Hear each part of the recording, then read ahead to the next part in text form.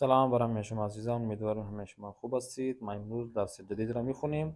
امروز ما در مورد مذکر و مؤنث صحبت میکنیم. مذکر اور مؤنث کے بارے میں ہم بات کریں گے. فارسی زبان میں بہترین جو چیز ہمیں لگی ہے وہ یہی مذکر و مؤنث کی بحث ہے. یعنی اب اگر کسی اور زبان میں چلے جاتے ہیں، اردو میں چلے جائیں، لیڈیز کے لیے الگ جملہ ہوتا، وہ کھانا کھاتی ہے. جینٹس کے لیے الگ جملہ ہوگا، وہ کھانا کھاتا ہے، الگ جملے. اسی طرح انگلش میں چلے جائیں، ہی اور شی الگ الگ جملے.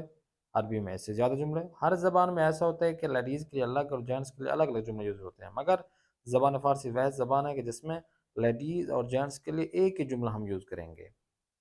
ٹھیک ہے. من می خورم، میں کھانا کھاتی ہوں یا میں کھانا کھاتا ہوں، ایک جملے میں یوز ہوتا. اب مذکر و مؤنث میں کچھ چیزیں ہیں کہ جو آپ کو ہم پڑھیں گے آج.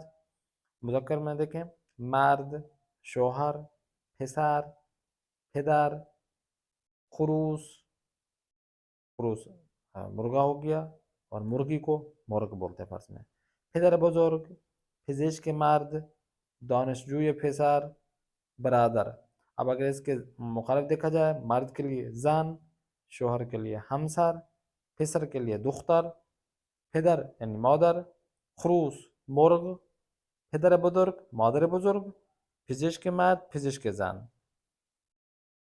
دانشجوی پسر دانشجوی دختر، برادر خواهر، شیر نر شیر ماده، سگ نر سگ ماده، گربه نر گربه ماده، بز نر بز ماده.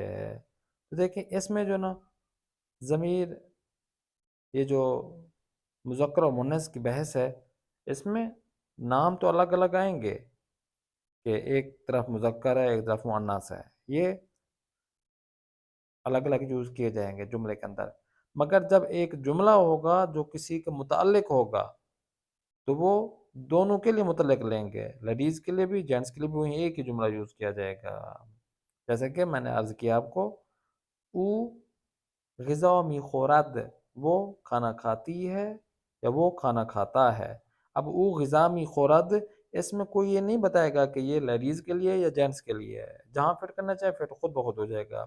او غذا می خورد اگر لیڈیز ہے تو آٹومیٹک لیڈیز کا جملہ ہو جائے گا. او غذا می خورد وہ جینٹس ہے تو آٹومیٹک یہ جملہ جینٹس کا ہو جائے گا. تو یہ مذکر و مؤنث ہیں کہ جو آپ نے لازم ان کو یاد کرنا ہے. تو یاد رکھیے. خدا حافظ ناصر.